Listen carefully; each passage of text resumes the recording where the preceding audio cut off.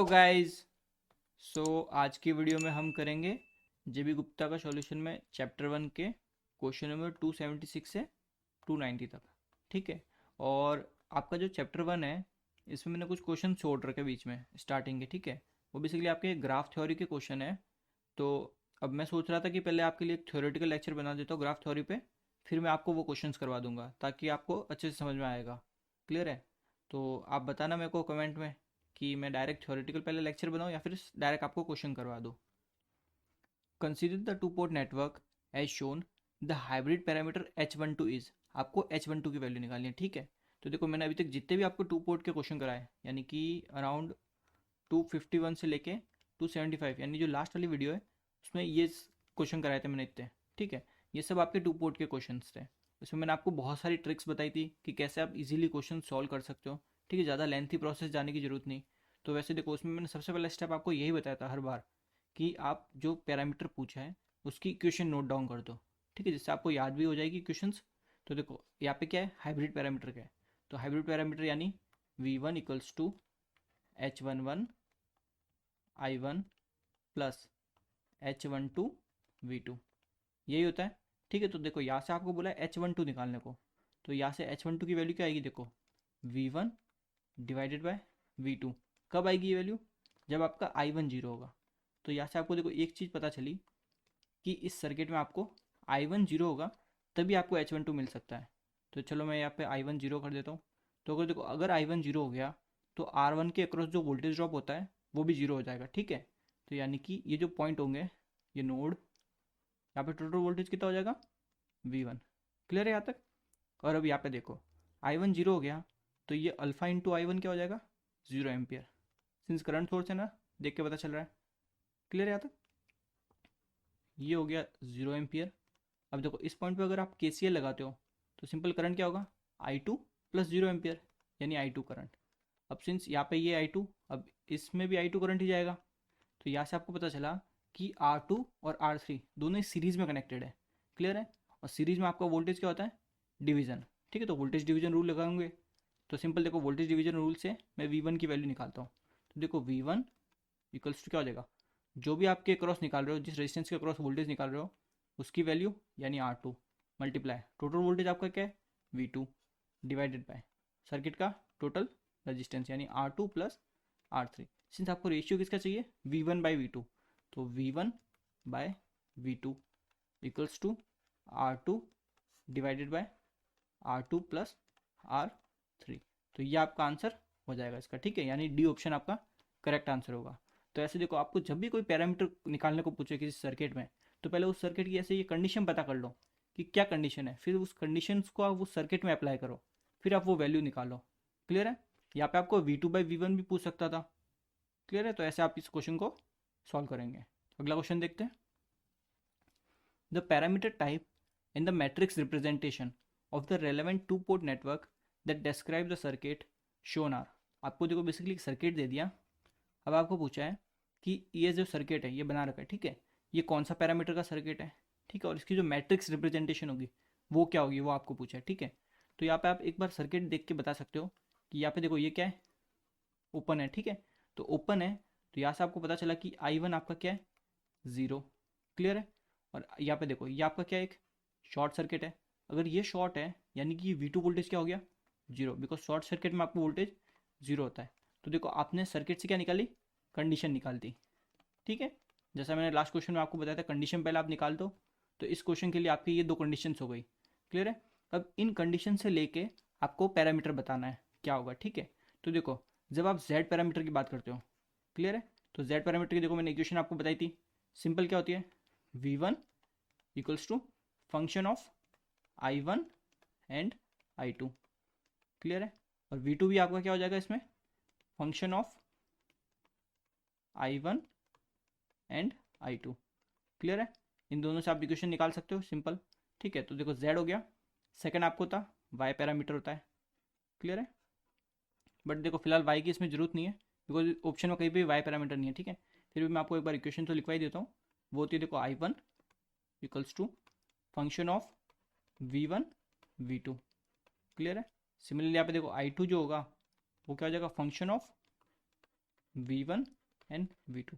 या फंक्शन मतलब आप समझ रहे हो ना, यहाँ पे ये फंक्शन मतलब देखो ये इसका हो जाएगा z11 i1 plus z12 i2, ठीक है। ये बेसिकली इस फंक्शन का मतलब है, तो इस सब में आप नोट डाउन कर सकते हो ऐसे ही। तो देखो अब थर्ड आता है आपका हाइब्रिड पैरामीटर यानी एच पैरामीटर, ठीक है। तो देखो एच पैरामीटर में जो इक्वेशन होती है, नॉर्मली आप इक्वेशन लिखते हो, देखो ये जो इक्वेशन में लिखा रहा है इतनी करने की जरूरत नहीं है, ठीक है, इतना कॉम्प्लेक्स नहीं है क्वेश्चन, इजीली सॉल्व हो जाएगा। बट मैं आपको देखो थोड़ा बता रहा हूँ चीज़ें। h11 into I one plus h12 v2, ठीक है, यानी v1 फंक्शन किसका हो जाएगा, i1 और v2 का। क्लियर है। सिमिलरली इसमें देखो जो i2 करंट है, यहाँ पे भी सिंपल फंक्शन किसका होगा, i1 और i2 का, ठीक है।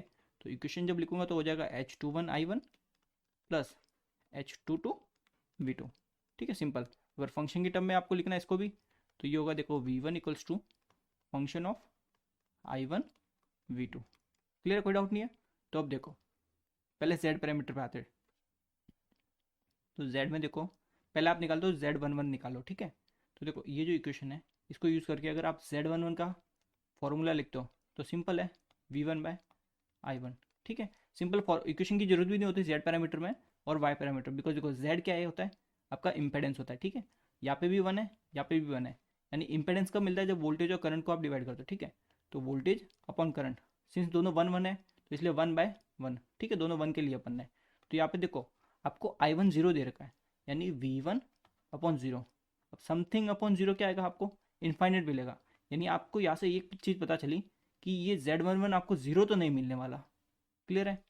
तो देखो यहाँ पे दे दिया इस ऑप्शन में इसने जीरो, तो ये वाला ऑप्शन तो आपका गलत है, बिकॉज z11 आपका जीरो नहीं हो सकता, ठीक है। तो डी एक बार चेक कर लेते हैं। डी में अपन देखो ये वाला ऑप्शन दिया ना, ये वाला चेक करते हैं, चलो ये क्या हो जाएगा z22। z22 होता है आपका v2 डिवाइडेड बाय i2, ठीक है। v2 आपको क्या मिलेगा, जीरो, इस सर्किट की कंडीशन है, अपॉन i2, तो ये वैल्यू आपको क्या मिली, जीरो। बट यहाँ पे क्या दिया आपको 1, बट वैल्यू क्या मिल रही है सर्किट के लिए, जीरो। तो ये वाला ऑप्शन भी आपका गलत है, ठीक है। अब देखो एच पैरामीटर वाले में आते हैं, ठीक है। तो एच पैरामीटर में देखो h11 इसने क्या दिया 1, तो अपन चलो h11 निकालते हैं। तो h11 क्या होगा, v1 डिवाइडेड बाय i1। ये कब होगा, जब आपका v2 जीरो होगा। यहाँ तक तो कोई डाउट नहीं है ना। तो देखो सिंपल इसमें वैल्यू पुट करते हैं, h11 इक्वल्स टू v1 आपको नहीं पता, i1 आपको पता है जीरो, तो ये वैल्यू आपको क्या मिली, something upon zero that is infinite, यानी नॉट इक्वल टू जीरो। तो ये ऑप्शन हो सकता है, ठीक है। दूसरा देखते हैं h22, यानी इसका ये वाली वैल्यू देखते हैं, ठीक है। तो h22 की वैल्यू क्या होगी, i2 अपॉन v2। क्लियर है। अब देखो i2 की वैल्यू क्या है आपके, i2 का है आपका सिंपल i2, बिकॉज कोई वैल्यू नहीं दे रखी पर्टिकुलर। v2 की वैल्यू आपको पता है जीरो, ठीक है। तो ये भी आपका क्या है, नॉट इक्वल टू जीरो, ठीक है, यानी कुछ वैल्यू हो सकती है। क्लियर है यहाँ तक। अब दूसरा देखते हैं h12 देखते हैं, चलो h12 क्या हो जाएगा, v1 डिवाइडेड बाय v2। तो ये तो सिंपल क्या हो जाएगा आपका, not equal to zero, because v2 आपका जीरो है। क्लियर है। तो यहाँ पे जीरो रखेंगे तो इन्फाइनेट ही मिलेगा, और इन्फाइनेट क्या होता है, नॉट इक्वल टू जीरो। तो बेसिकली देखो जो बी वाला ऑप्शन है इसमें आपको h12 इसने क्या दिया है, जीरो दिया है, बट आपने जब इक्वेशन के अकॉर्डिंग जब सॉल्व किया तो आपको क्या मिल रहा है, नॉट इक्वल टू जीरो। तो ये वाला ऑप्शन भी आपका गलत है। तो बचा आपका एक ही ऑप्शन सी, ठीक है। तो ये आपने सी वाला करेक्ट आंसर होगा। अब देखो ये जो जी पैरामीटर है, ठीक है, ये जी, इसको आप बोलते हो इनवर्स, ये नाम आपके लिए इंपॉर्टेंट है, इनवर्स हाइब्रिड पैरामीटर, ठीक है, पैरामीटर। अब देखो इसकी अगर इक्वेशन की बात करें तो क्या होती है वो भी लिख लो आप, ठीक है, अगर आपको पूछ ले कहीं पे। तो देखो सिंपल आपका जो एच पैरामीटर है इसकी जो इक्वेशन है इसका जस्ट इन्वर्स है, नाम से आपको पता चल रहा है। तो देखो अगर यहाँ पे v1 है तो इस केस में क्या हो जाएगा, g में i1, ठीक है, सिंपल g11, उसमें देखो क्या है i1 है, तो यहाँ पे क्या होगा v1 प्लस ये हो जाएगा g12। अब उसमें देखो v2 है तो यहाँ पे होगा आपका i2। क्लियर है। सिमिलरली जो सेकंड इक्वेशन क्या देखो, यहाँ पे है i2, तो यहाँ पे क्या आएगा v2 इक्वल्स टू g21, ठीक है, उसमें क्या है i1, तो इसमें क्या हो जाएगा v1 प्लस g2, उसमें है v2, तो इसमें हो जाएगा i2। तो ये आपकी होती है जी पैरामीटर की, ठीक है, इक्वेशंस। तो इसको भी आप याद रखिए। क्लियर है। अगला क्वेश्चन देखते हैं। The H parameter for a two port network are defined by, आपको देखो एक एच पैरामीटर की इक्वेशन दे दी, ठीक है। For the two port network shown in the figure the value of H12 is given by, आपको वैल्यू किसकी चाहिए, H12 की। क्लियर है। तो देखो H12 की वैल्यू निकालनी है आपको। ये जो इक्वेशन है ये मैट्रिक्स में दे रखी है, ठीक है। इनको आप सिंपल इक्वेशन बना सकते हो, कैसे बनेगी देखो। E1 का क्या हो जाएगा, H11 I1 plus H12 E2, ठीक है। सेकंड क्या हो जाएगी, I2 equals to H21 I1 plus H22 E2।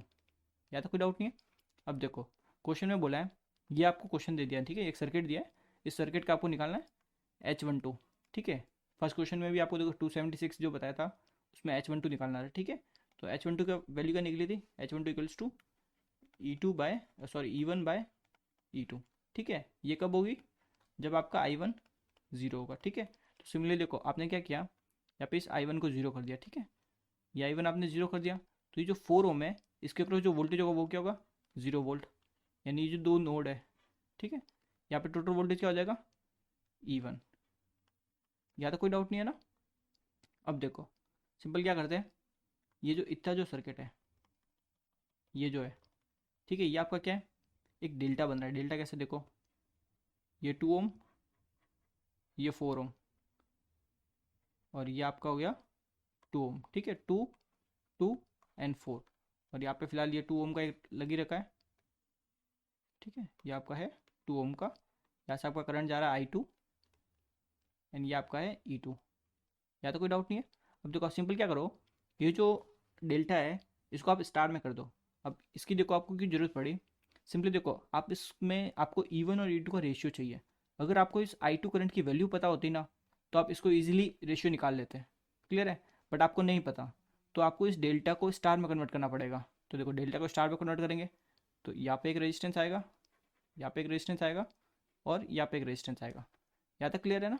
अभी भी आपको ये पता होगा कि ये जो दो पॉइंट है इनके बीच में वोल्टेज क्या है, E1। क्लियर है। अब देखो मैं वैल्यू निकालता हूँ।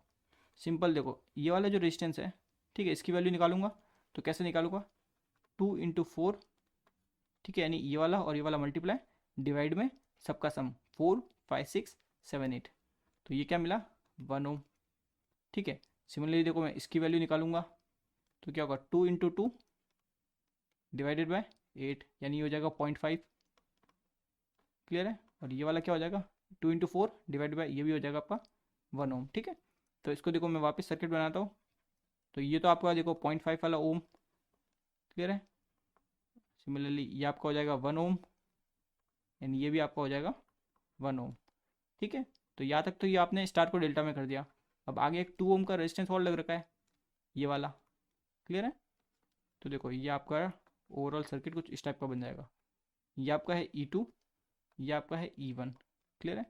अब देखो सिंस यहाँ पे करंट तो क्या है, अभी भी I1 करंट तो ये वाला ही होगा ना, बट ये तो करंट आपका है 0 एम्पियर। तो यहाँ से आपको पता चला कि ये है आपका E1 वोल्टेज 1 ओम के अक्रॉस। यहाँ तक क्लियर है। अब आपको सिंपल देखो रेशियो निकालना है। तो क्या जगह देखो, E1 इक्वल्स टू E1 के अक्रॉस, ये देखो पूरा सर्किट क्या है, सीरीज में, ठीक है ना। सेम करंट फ्लो होगा बिकॉज यहाँ पे 0 है, और सिंस यहाँ से आ रहा है I2 तो यहाँ पे भी I2 ही जाएगा, तो ये दोनों सीरीज में हो गए। तो देखो E1 निकालना है, यानी वोल्टेज डिवीजन लगा रहा हूँ। देखो जिसके अक्रॉस निकालना है, यानी 1 ohm multiply total voltage divided by circuit का टोटल रेजिस्टेंस, यानी 2 3 एंड 4, यानी 4 ओम। क्लियर है। तो यहाँ से देखो E1 बाई E2 अगर आप निकालते हो तो क्या हो जाएगा, 1/4, यानी कि 0.25। क्लियर है। और इसकी कोई यूनिट नहीं होगी बिकॉज दोनों ही वोल्ट में, तो वोल्ट से वोल्ट कैंसिल हो जाएगा। तो आपका आंसर क्या आ गया, डी आपका करेक्ट आंसर है। क्लियर है। अगला क्वेश्चन देखते हैं। If an ideal transformer has an inductive load element at port 2, ये वाला आपका पोर्ट 2 है, ठीक है ना, as shown in the figure below, the equivalent inductance at port 1, यानी आपने क्या किया, लेट्स से आपका ये पोर्ट 2 है, इस पर आपका जो इंडक्टर है ये रहा, ठीक है। इस पूरे सर्किट का आपने इंडक्टेंस ये रहा एल, इसको आप क्या कर रहे हो, सेकेंडरी से प्राइमरी में शिफ्ट कर रहे हो। क्लियर है। अब देखो ये इंडक्टर एक तरह से क्या है, जेड का पार्ट है, ठीक है, यानी इम्पेडेंस। तो आपने ये पढ़ रखा होगा कि जब भी सेकेंडरी से प्राइमरी में आप इम्पेडेंस को शिफ्ट करते हो तो आप क्या करते हो, ए स्क्वायर इंटू जेड हो जाता है वो। क्लियर। यहाँ पे आपका ए क्या होता है, सिंपल, जो भी आपका ट्रांसफॉर्मेशन रेशियो दे रखा है वो, इस केस में आपको दिया n/1, तो n/1। क्लियर है। तो यहाँ से आप एल पास कर रहे हो, ठीक है, सेकेंडरी से प्राइमरी में, यानी पोर्ट 2 से पोर्ट 1 में लेके जा रहे हो। तो यहाँ पे क्या हो जाएगा, ये सिंपल ए स्क्वायर इंटू एल। अब ए की वैल्यू क्या है, n/1, तो n स्क्वायर डॉट एल। तो आपका आंसर क्या हो जाएगा, बी वाला आपका आंसर करेक्ट होगा। क्लियर है। और देखो, अगर आपको बोला होता पोर्ट 1 से पोर्ट 2 में लेके जाना है, यानी पोर्ट 1 से पोर्ट 2 में लेके जाते हैं, लेट्स से आपका पोर्ट 1 का इंडक्टेंस है एल, ठीक है, और आप उसको पोर्ट 2 में लेके जा रहे हो, तो उस केस में आपका होता L divided by N square. Clear है। ये चीज़ भी आप याद रखो। तो अगला क्वेश्चन देखते हैं। तो question number 280, consider the following standard symbols for two port parameter H112 and H21 are dimensionless. H11 and B have dimension of ohm. BC is dimensionless. C is dimensionless. Which of the above are correct? Clear है। देखो पहले तो आप क्या करो, जो H parameter होते हैं, ठीक है, उसकी मैट्रिक्स बनाओ। तो वो होती है, देखो, H11, H12, H21 and H22। Clear है। अब देखो इसमें ये जो दो पैरामीटर है, H11 और H22, ये इनकी बेसिकली यूनिट क्या रहती है, देखो, इसकी होती है आपकी ओम, इसकी होती है आपकी महो। क्लियर है। यहाँ पे ये जो H12 है, ये आपका होता है डायमेंशनलेस, यानी कि इसकी कोई भी यूनिट नहीं होती, ठीक है। और ये भी आपका होता है डायमेंशनलेस, डायमेंशनलेस। जिस क्वांटिटी की कोई यूनिट नहीं होती वो बेसिकली डायमेंशनलेस होता है। क्लियर है। तो देखो, फर्स्ट इसने बोला H12 और H21 आर डायमेंशनलेस, तो आप देख के बता सकते हो दोनों क्या है, डायमेंशनलेस है, यानी दोनों की कोई यूनिट नहीं होती। अब देखो, अगर इसमें आपको कोई डाउट है तो देखो कैसे है। देखो सिंपल, अगर मैं एक इक्वेशन लेके बताता हूँ आपको, जो हाइब्रिड पैरामीटर, इसकी इक्वेशन क्या होती है, E11 equals to H11 I1 plus H12 E2। Clear है। तो देखो यहाँ से अगर मैं H11 निकालूंगा तो मेरे को मिलेगा E1/I1। तो वोल्टेज अपॉन करंट क्या देता है, ओम्स। और अगर मैं H12 निकालता हूँ तो क्या होगा, E1/E2। अब सिंस दोनों ही वोल्ट है तो यूनिट से यूनिट, यानी इसका वोल्ट और इसका वोल्ट दोनों कैंसिल हो जाएगा। तो यानी H12 की कोई भी यूनिट नहीं हुई। अगर कोई यूनिट नहीं है तो उसकी कोई भी डायमेंशन नहीं होगी। क्लियर है। तो पहला आपका करेक्ट है। दूसरा देखते हैं, H11 and B have dimension of ohm. तो यहाँ पे आप देख के बता सकते हो H11 की यूनिट क्या है, ओम। क्लियर है। बट आपको भी बी की नहीं पता, बी मतलब जो ABCD पैरामीटर की बात हो रही है, ठीक है। तो देखो ABC पैरामीटर जो होते हैं, यानी जो ट्रांसमिशन पैरामीटर, उनकी इक्वेशन क्या होती है, देखो, V1 equals to AV2 plus BI2, second I1 equals to CV2 plus DI2। तो देखो B की वैल्यू क्या होगी, V1 डिवाइडेड बाय I2। अब ये वैल्यू कब मिलेगी, जब आपका V2 जीरो होगा, ठीक है, ये कंडीशन भी इंपॉर्टेंट है। तो देखो V1/I2 यूनिट क्या होगी, ओम। तो दूसरे में इसने बोला देखो H11 और B दोनों की ओम होती है डायमेंशन, ठीक है, यानी अगर यूनिट ओम है तो ओम से आप उसकी डायमेंशन निकाल सकते हो, जो भी ओम की डायमेंशन है वो इनकी डायमेंशन है। क्लियर है। तो ये आंसर आपका करेक्ट है। थर्ड है BC इज डायमेंशनलेस। तो B तो आपने निकाल दिया, अब C क्या होगा, देखो C की वैल्यू हो जाएगी I1/V2। तो यूनिट कौन सी हुई आपकी, ओम इनवर्स, या फिर आप इसको बोल सकते हो 1/ओम, ठीक है। तो इसने बोला BC डायमेंशनलेस होता है, यानी B इंटू सी। तो B की यूनिट होती है ओम, C की यूनिट होती है 1/ओम। तो देखो ओम से ओम कैंसिल, तो इसकी क्या हो गई, यूनिटलेस, यानी कोई भी यूनिट नहीं है। और ये कोई भी यूनिट नहीं है तो क्या हुआ, कोई भी डायमेंशन भी नहीं होगी, ठीक है। तो यानी थर्ड भी इसका करेक्ट है। अब सी क्या बोला इसने, डायमेंशन लेस होता है, बट यहाँ से आपको पता चला कि सी की यूनिट क्या होती है, ओम इनवर्स और ओम इनवर्स। क्लियर है। बट इसने बोला डायमेंशन लेस, तो ये तो गलत हो गया ना। तो आपका आंसर क्या होगा, first, second and third only. Clear है। अगला क्वेश्चन देखते हैं। Consider the following as representation of reciprocity in terms of Z parameter. तो देखो जो पैरामीटर्स होते हैं, देखो आपके होते हैं जेड, क्लियर है, सेकेंड होता है वाई, थर्ड होता है आपका हाइब्रिड एच, और लास्ट आपका ABCD। एक सेकेंड रुको, यहाँ पे ABCD लिख लो, ABCD, और लास्ट आपका हाइब्रिड, ठीक है। तो देखो पहले आप कंडीशन देखो रेसिप्रोसिटी के लिए, रेसिप्रोसिटी, और दूसरी देखो आप सिमेट्रिसिटी यानी सिमेट्री। क्लियर है? तो देखो सिमेट्री के लिए देखो z में होती है z11 equals to z22। Clear है? और y में होती है y11 इक्वल्स टू y22। और रेसिप्रोसिटी में होती है z12 equals to z21, y में होती है y12 इक्वल्स टू y21। ये होगी रेसिप्रोसिटी के लिए। ठीक है? और जो हाइब्रिड है, हाइब्रिड में होती है h1 2 equals to minus of h21। Clear है? ये आपकी किसके लिए? रेसिप्रोसिटी के लिए। और सिमेट्री के लिए अगर हाइब्रिड की आप देखते हो तो वो होती है देखो h11 h12 h21 h22। इसका ये जो भी डिटर्मिनेंट है वो आपका होता है 1। अगर इसको और दूसरी टर्म में अगर आप लिखना चाहो तो लिखोगे h11 into h22 minus h12 h21 equals to 1। ठीक है? ये चीज़ भी बहुत जगह यूज होती है क्वेश्चंस में। और जो देखो जो ABCD पैरामीटर बचे हैं इसमें उल्टा होता है। इसमें देखो कैसे, सिमेट्री के लिए होती है A इक्वल्स टू D। ठीक है? और जो रेसिप्रोसिटी होती है उसके लिए आपकी होती है देखो A B C D, इसका पूरा 1। ठीक है? ये आपकी होती है रेसिप्रोसिटी के लिए कंडीशन। तो ये वाली कंडीशन, ठीक है, और ये वाली कंडीशन दोनों ही बहुत इंपॉर्टेंट है। ठीक है? क्वेश्चन पूछे जाते हैं इनसे, मतलब आपके जो न्यूमेरिकल्स होते हैं उसमें ये चीज़ पूछी जाती है। क्लियर है? तो देखो इस क्वेश्चन में क्या हो जाएगा कि आपको बोला है रेसिप्रोसिटी की कंडीशन बताओ z पैरामीटर के लिए। तो वो होती है z12 इक्वल्स टू z21। तो 12 इक्वल टू 21 ये आपका है थर्ड में सिर्फ। तो आपका सी ऑप्शन करेक्ट आंसर होगा। क्लियर है? तो अगला क्वेश्चन देखते हैं।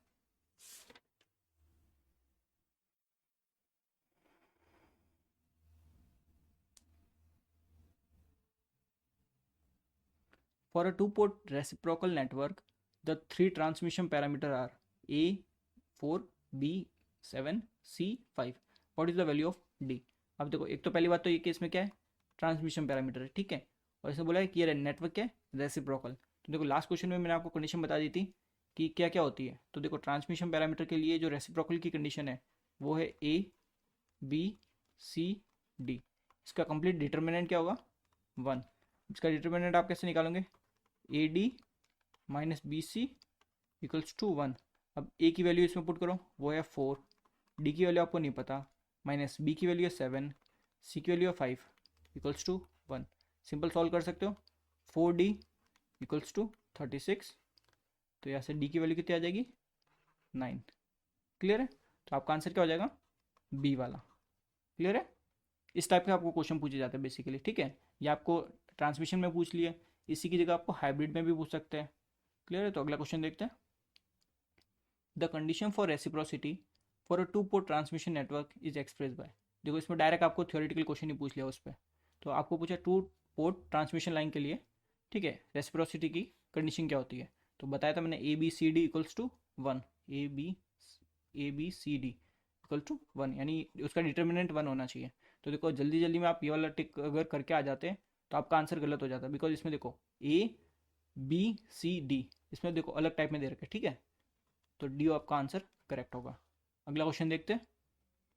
A passive two port network is in steady state compare to its input, the steady state output can never offer greater power. यानी आपकी जो आप पावर दे रहे हो उससे ज़्यादा तो आपका पावर आपको नहीं मिल सकती। क्लियर है? सिंपल है। अगला क्वेश्चन देखते हैं। Consider the following network, what is the minimum number of state of the network given above in order to determine the complete output of the network overall future time for given input। सो देखो इस circuit में आपको एक inductor दिया है और दो capacitor दे रखे हैं। ठीक है? तो देखो इस क्वेश्चन में बोला है कि network overall future time for given input. आपको बेसिकली एक टाइम का वो बनाना है। ठीक है? टाइम के साथ और इनपुट का। तो देखो इसमें बेसिकली क्या करना है, सिंपल देखो यहाँ पे क्या है, ये एक कैपेसिटर, ये एक कैपेसिटर, दोनों किस में आपके पैरेलल में है। क्लियर है? तो देखो दो अगर कैपेसिटर पैरेलल में है इनको आप रिजल्टेंट सॉल्व कर सकते हो। तो देखो ये हो जाएगा आपका एक इंडक्टर, एक रेजिस्टेंस, ठीक है, एक कैपेसिटर और इसके साथ पैरेलल में एक रेजिस्टेंस है। क्लियर है? कुछ इस टाइप का सर्किट। तो ये देखो ये हो जाएगा C1 प्लस C2, पैरेलल में डायरेक्ट ऐड हो जाते हैं कैपेसिटर। ये आपका L, ये R1 और ये आपका हो जाएगा R2। क्लियर है? तो देखो, इस क्वेश्चन को करने के लिए आपको पहले सर्किट का एक ऑर्डर पता होना चाहिए। यानी ऑर्डर क्या होता है? अगर मैं आपको कोई नेटवर्क दे दूँ या फिर कोई भी सर्किट दे दूँ और मैं पूछूँ कि उसका ऑर्डर क्या है, आप ये बताइए। तो देखो, ऑर्डर बेसिकली ज़्यादा कुछ कॉम्प्लिकेट नहीं है, सिंपल होता है। देखो, non separable storing element. Clear है? अब देखो, स्टोरिंग एलिमेंट तो आपके कौन से होते हैं? दो ही होते हैं। एक होता है एल और सी, दो होते हैं। ठीक है, दोनों इंडक्टर और कैपेसिटर क्या है? स्टोरिंग एलिमेंट है। तो देखो, यहाँ पे एक इंडक्टर ये हो गया, ठीक है, एक कैपेसिटर ये हो गया, एक कैपेसिटर ये हो गया। बट देखो, ये जो दोनों कैपेसिटर है, इन दोनों को आप कॉम्बाइन करके एक सिंगल कैपेसिटर बना सकते हो। क्लियर है? ये सेपरेबल, मतलब बेसिकली सेपरेबल है, अलग अलग कर सकते हो इनको। क्लियर है? आप देखो, ऑर्डर वो होता है, वो वाले non separable element, storing element, ठीक है, जिनको आप सेपरेट नहीं कर सकते। जैसे कोई एक एग्जांपल देता हूँ आपको। जैसे देखो, ये कोई इंडक्टर है, ये एक इंडक्टर है, ये एक रेजिस्टेंस है, ठीक है, ये एक इंडक्टर है। अब देखो, आप ये बोल सकते हो, ये L1 मान लो, ये L2 मान लो, ये L3 मान लो। अब आप ऐसा नहीं बोल सकते कि L2 और L3 क्या है? पैरेलल में। आप ऐसे नहीं कि पैरेलल में बोल दो और इनको एक सिंगल इंडक्टर में आप सॉल्व कर दो। तो ये दोनों क्या हो गए? नॉन सेपरेट, इनको सेपरेट नहीं कर सकते। ठीक है, नॉन सेपरेबल स्टोरिंग एलिमेंट है। तो टोटल कितने हो गए? एक, दो, तीन। तो इस सर्किट का ऑर्डर कितना हो गया? 3। क्लियर है? ये आपके ट्रांजिएंट एनालिसिस जब पढ़ते हो तो उसमें ऑर्डर आपका एक आती है इंपॉर्टेंट, वो चीज़ है। ठीक है, तो सिमिलरली यहाँ पे देखो, एक स्टोरिंग ये और दूसरा स्टोरिंग ये, बिकॉज आपने ये दोनों कैपेसिटर को मतलब सेपरेट कर दिया, बिकॉज आप सेपरेट कर सकते हो। क्लियर है? तो ये हो गए 1 और 2, तो यानी आंसर हो जाएगा आपका 2। अगला क्वेश्चन देखते हैं। For a two port symmetrical bilateral network, if A equal to 3 and B equal to 1, the value of parameter C will B.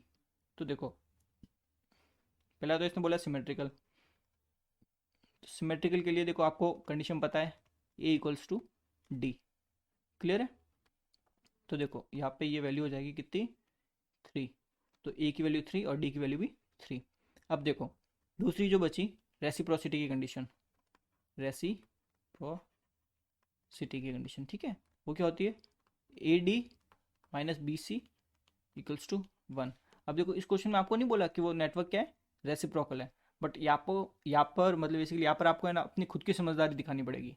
Because देखो, बिना अगर इस कंडीशन के, यानी ये जो रेसिप्रोसिटी वाली कंडीशन है, इसके बिना आप सी की वैल्यू निकाल ही नहीं सकते। क्लियर है? तो यहाँ पे आपको थोड़ा सोचना पड़ेगा। तो देखो, ए का क्या हो गया?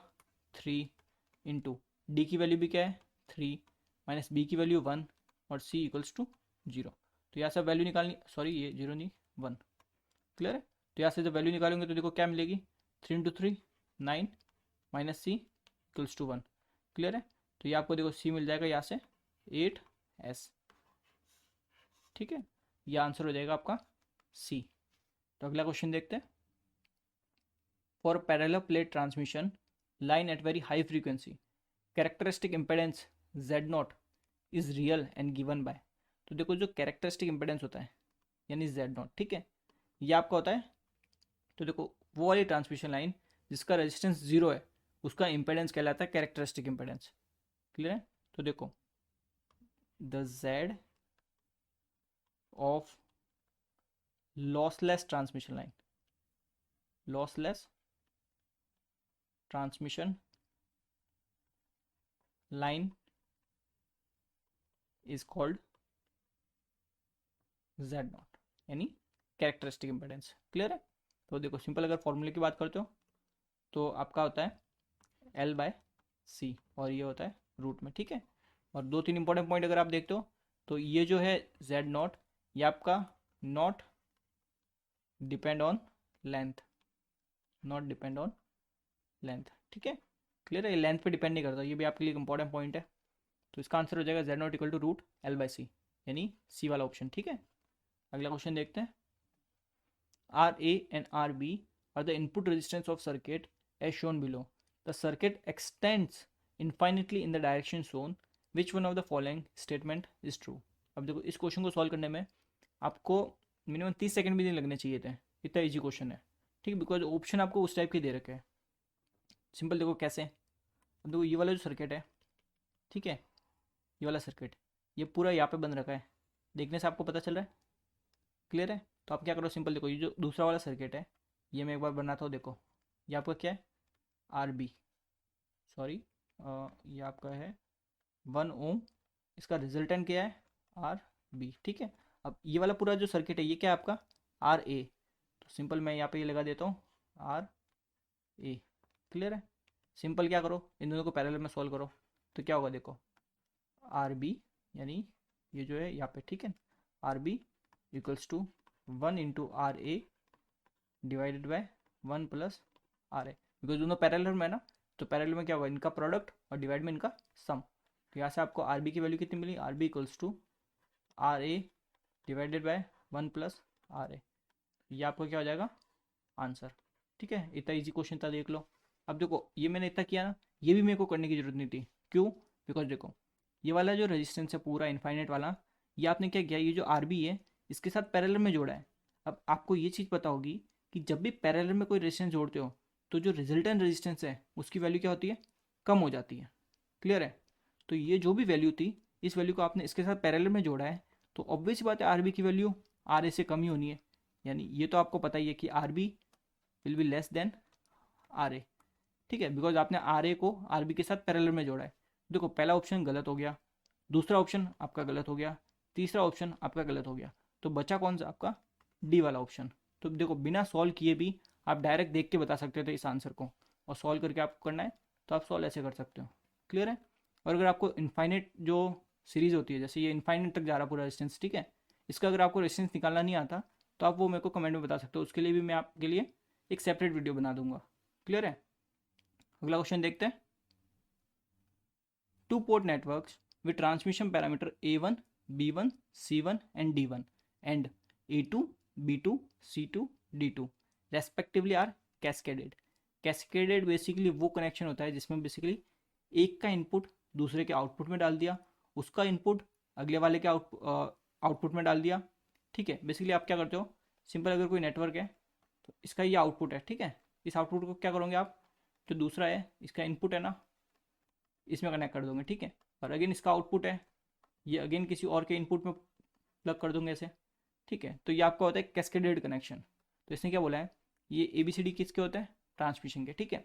तो देखो जो ट्रांसमिशन पैरामीटर होता है, यानी जो ट्रांसमिशन पैरामीटर की जो मैट्रिक्स होती है, ठीक है, अगर आपने दो नेटवर्क को कैस्केडेड कनेक्शन में जोड़ा है, कौन से, ट्रांसमिशन पैरामीटर वाले, ठीक है, तो उसमें क्या होगा, आपका जो फर्स्ट वाला है, ठीक है, जो भी आपका मान लीजिए टी ए, उसका ये जो मैट्रिक्स है ट्रांसमिशन ए वाले नेटवर्क की, ठीक है, और ये बी नेटवर्क की, उनका रिजल्ट क्या होता है, प्रोडक्ट हो जाता है।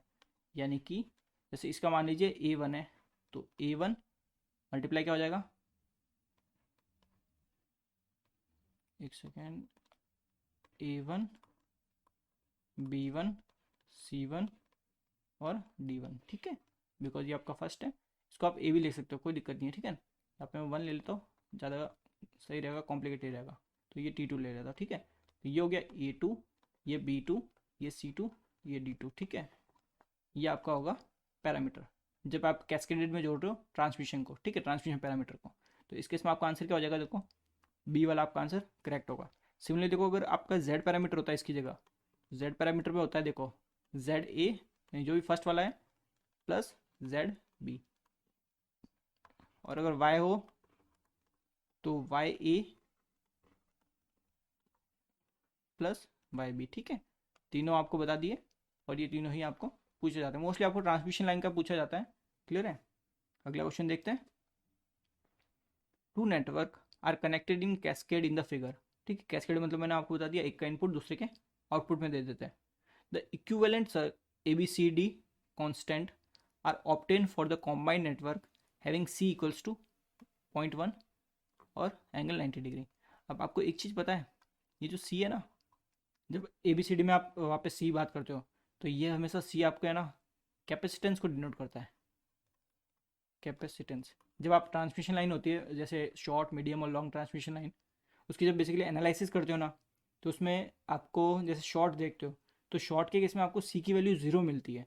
तो वो ज़ीरो इसलिए मिलती है बिकॉज शॉर्ट ट्रांसमिशन लाइन में लेंथ छोटी होती है, तो उस केस में हम आपका ना जो कैपेसिटिव इफेक्ट होता है उसको आप नेगलेक्ट कर देते हो बिकॉज लेंथ छोटी है।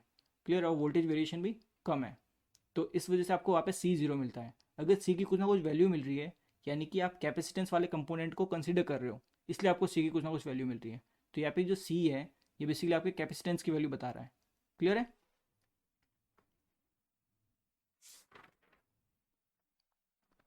तो देखो, अगर इस सर्किट में सिंपल मैं सॉल्व करता हूँ, ठीक है, ये आपका हो गया Z2। क्लियर है? अब देखो सी की वैल्यू इसने दे रखी है कैपेसिटेंस वाली, ठीक है, यानी सी है। अब कैपेसिटेंस ऑलवेज हमेशा आपका पैरेलल में लगता है, ठीक है, अगर आपने ट्रांसमिशन लाइन की एनालिसिस की है तो आपको पता रहेगा। तो देखो सिंपल, ये मैंने एक कनेक्ट कर दिया, ठीक है, इसको मैं अच्छे वाई लिख लेता हूँ, ठीक है, सिंस पैरेलल में इसलिए। और यहाँ पे अब देखो इसकी ये जो वाई है, या फिर सी भी लिख सकते हो, इसकी वैल्यू आपको क्या दी है, 0.9, 0.1 और 90 डिग्री एंगल है। क्लियर है? अब देखो सिंस दोनों किस में आपके पैरेलल में, क्लियर है, तो यहाँ से अगर आपको देखो अगर वैल्यू लिखनी हो, तो अगर Z2 की आप वैल्यू लिखते हो तो क्या लिखोगे, 1/y, ठीक है, तो ये हो जाएगी 1/c, तो ये हो गई 1/0.1 एंगल 90 डिग्री। तो ये आपका हो जाएगा, देखो 10 पॉइंट उठ जाएगा इसलिए, और ये हो जाएगा माइनस के 90 डिग्री। और इसको जे की टर्म में लिखना हो तो -J10 ओम। क्लियर है यहाँ तक? तो Z2 की वैल्यू हो जाएगी -J10 ओम, यानी सी ऑप्शन आपका करेक्ट आंसर होगा। बेसिकली देखो यहाँ पे हमने क्या किया है, जैसे देखो आप अगर मीडियम ट्रांसमिशन लाइन होती है, ठीक है, मीडियम ट्रांसमिशन लाइन जो होती है उसकी जब एनालिसिस करते हो तो देखो चार मेथड पढ़ते हो आप मोस्टली, पाई मेथड, ठीक है, टी मेथड, ये होता है सोर्स कंडेंसर। बेसिकली इसमें क्या करते हो, आप पूरी लाइन का कैपेसिटेंस आपका जो सोर्स है वहाँ पे पैरेलल में कनेक्ट कर देते हो, ठीक है। और फोर्थ होता है आपका load condenser, load condenser, condenser condenser ये जो है कंडेंसर, कंडेंसर बेसिकली होता है कैपेसिटर। आप अभी कैपेसिटर बोलते हो, पहले पहले क्या होता था, कैपेसिटर को आप कंडेंसर बोलते थे। क्लियर है? जैसे आप बोलते हो कंडेंसर माइक, तो जो माइक है उस माइक में एक कैपेसिटर है आपका एक। क्लियर है? तो होता है कि लोड कंडेंसर, लोड कंडेंसर में क्या करते हो, आपकी जो लोड साइड है वहाँ पे पूरा ट्रांसमिशन लाइन का कैपेसिटेंस वहीं पे आप पैरेलल में कनेक्ट कर देते हो। क्लियर है? एक जगह आपने वहाँ पे पूरा कलेक्ट कर दिया और एक जगह आप बता रहे हो, वो होता है आपका लोड कंडेंसर। तो वैसे ही मैंने क्या किया, आप कैपेसिटेंस दे दिया था, वो मैंने कनेक्ट कर दिया पैरेलल में, बिकॉज कैपेसिटेंस आपका पैरेलल में रहता है। फिर देखो यहाँ पे Z2 की मैंने डायरेक्ट वैल्यू निकाल दी, सिंपल सी की वैल्यू पुट करके। क्लियर है? तो आज के लिए इतना ही, बाकी हम करेंगे अगली वीडियो में। So thank you very much.